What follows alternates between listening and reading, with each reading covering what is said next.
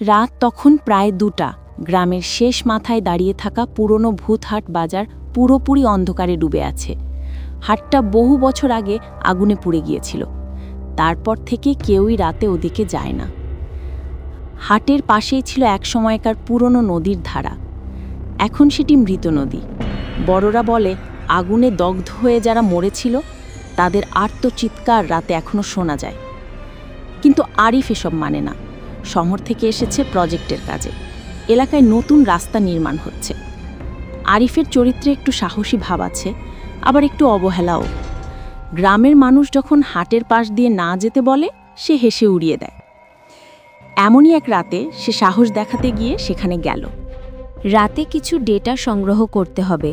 Mobile টাওয়ারের signal স্ট্রেংথের report. Arif বলল, এত ভয় পাওয়ার কি আছে, সিগন্যাল তো ওদিকেই সবচেয়ে বেশি। বন্ধু রাকিব ভয় বলল, ভাই ওই ভূতহাটে অনেক কাহিনী আছে, আমি নাই, তুমি গেলে একা যাও। আরিফ ব্যাগ কাঁধে নিয়ে একাই বের হয়ে গেল। গ্রামের শেষ প্রান্ত পার হতেই কেমন একটা ঠান্ডা হাওয়া লাগলো। নভেম্বর মাসে ঠান্ডা পড়ে ঠিকই, কিন্তু এই হাওয়াটা ছিল অদ্ভুত। হাওয়ার সঙ্গে যেন ছিল কোনো পোড়া কাঠের গন্ধ। হাটের ভাঙা প্রবেশদ্বার পার হতে না হতেই সে শুনতে পেল টক টক টক। মনে হলো কেউ লাঠি দিয়ে কাঠের টেবিল ঠুকছে। আরিফ থেমে গেল। চাঁদের আলো নদীর শুকিয়ে যাওয়া পাড়ে পড়ে অদ্ভুত নকশা তৈরি করছে। পুরনো পোড়া দোকানগুলো দেখে মনে হয় এখানে যেন কোনোদিন জীবনই ছিল না। হঠাৎ বাতাস থেমে গেল। পুরো হাট নিস্তব্ধ। আর সেই নীরবতার মাঝেই আবার টক টক টক।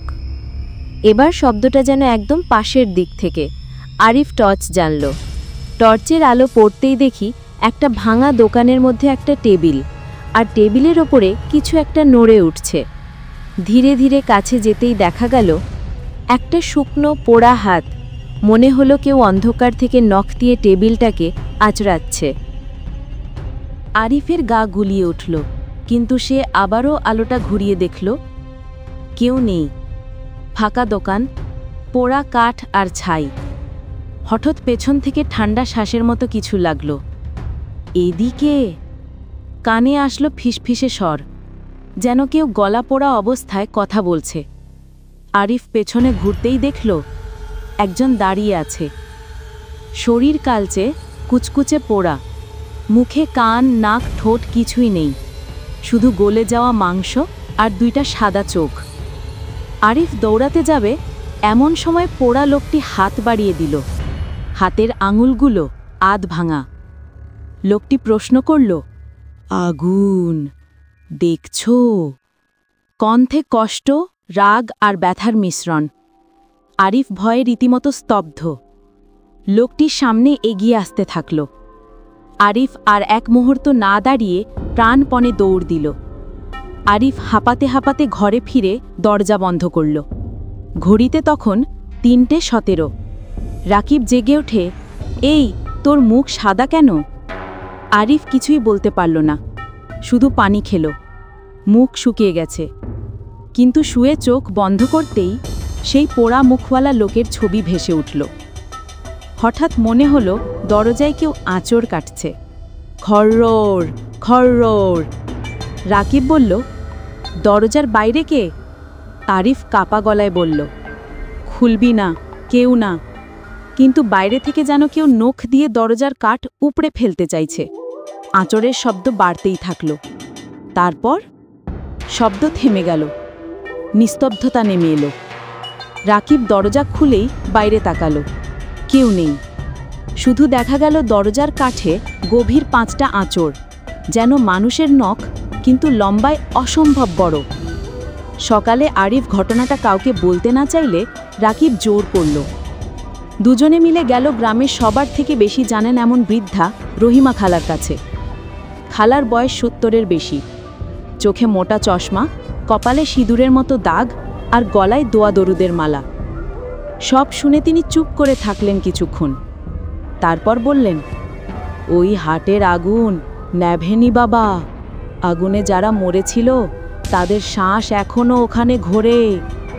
রাকিব বলল, মানে? খালা ধীরে ধীরে বললেন, 5 জন দোকানদার আগুনে বাঁচার জন্য দরজা খুলতে পারেনি, ভিতরে আটকে পুড়ে মরেছে। তাদের আত্মা মুক্তি পায়নি। আর যাকে তুমি দেখেছ সে হলো হাটের বারোয়ান সালামত। আগুনে বাঁচার সময় তাকে দোকানদাররা ঠেলে দিয়েছে, নিজে বাঁচার জন্য দরজা খুলতে দেয়নি। সে বাঁচতে পারেনি আর সেই রাগে সে প্রতিশোধ নিচ্ছে। আরিফের গলা শুকিয়ে গেল। সে আমাকে দেখল কেন? খালা চোখ রাঙিয়ে বললেন, কারণ তুমি রাতের হাটে গিয়েছিলে। ওরা যাকে দেখে তার গায়ে দগ্ধ আগুনের ছাপ বসিয়ে দেয়, ঠিক সেই রাতে। আরিফ কাঁপতে লাগল, তার হাতে ঠান্ডা শিরশিরে ভাব। আমাকে বাঁচানোর উপায়? খালা বললেন, একটাই উপায়, ভূত হাটের মাঝখানে দাঁড়িয়ে ক্ষমা চাইবে। আগুনের শিখা যেন আত্মাদের মুক্তি দেয় এমন দোয়া পড়বে।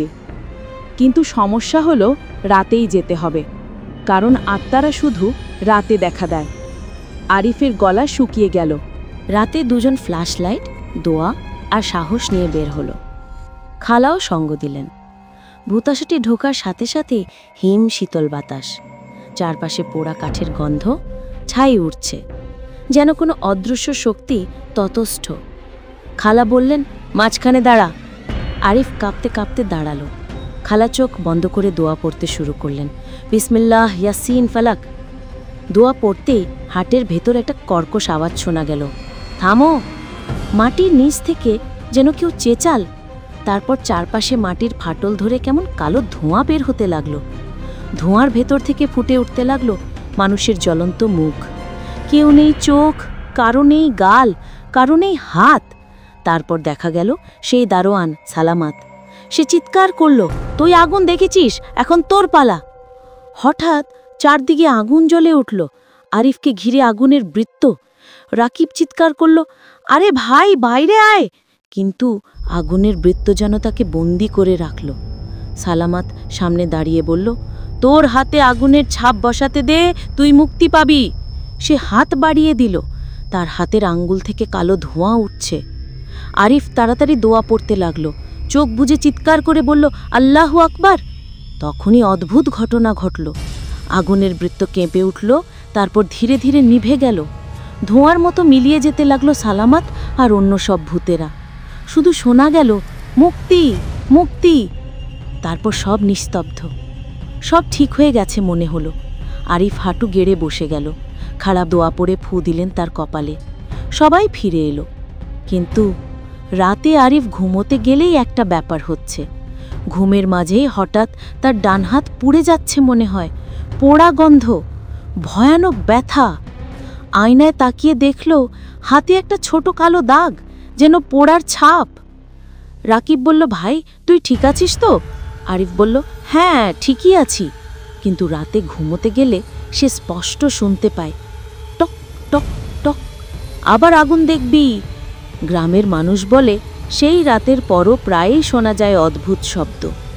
আরিফ শহরে চলে গেলেও হাতের কালো দাগ দিন দিন বাড়ছে। কখনো আয়নার ভেতরে সে দেখে নিজের পেছনে দাঁড়িয়ে আছে একটা পোড়া মুখওয়ালা লোক। বলে, তোর মুক্তি এখনো হয়নি। হয়তো সত্যি, ভূতাহাটের আগুন এখনো জ্বলছে। আরিফ শুধু প্রথম সাক্ষী, শেষ নয়।